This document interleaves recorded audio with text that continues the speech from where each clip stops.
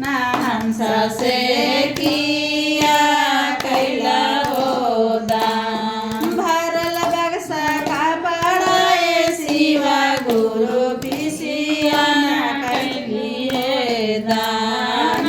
भरल बक्सा कापड़ाए शिवा गुरु पिसिया कैली हो दान। अब हम जाइब घरवा साड़िया करब हो दान।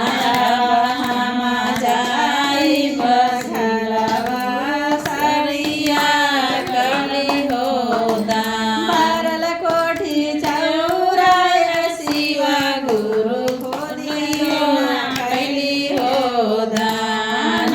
भरल कोठी चौराय शिवा गुरु खोदियो न कैली हो दान।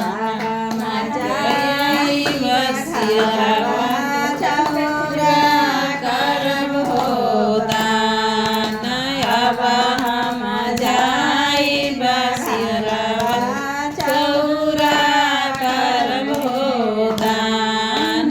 भरल कोठी गेहूँ माए शिवा गुरु आटाओ न कैली हो दान।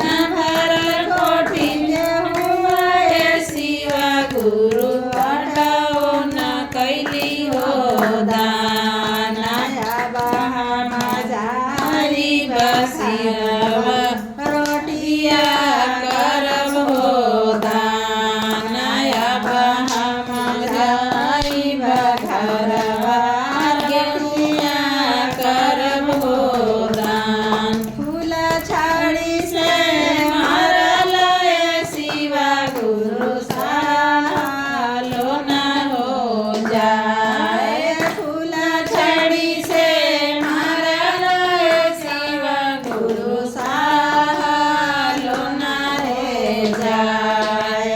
अब हम पूछिया नान से लिया कैला हो दान।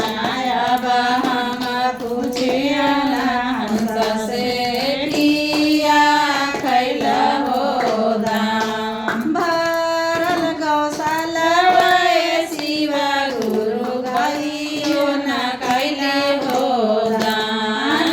भरल गौशाला शिवा गुरु गइयो न कैले हो दान। हम जाइब घरवा बछिया करब हो दान। अब हम जाइब घरवा बछिया करब हो दान। फूल छड़ी से मारल शिवा गुरु सालो न रे जाए। अब हम पूछिया हंस से किया कैला हो दान। अब हम पूछिया हंस से किया कैला हो दान। भरल दिया घियावा शिवा गुरु बातियो न कैली हो दान। भरल दिया घियावा शिवा गुरु बातियो न कैली हो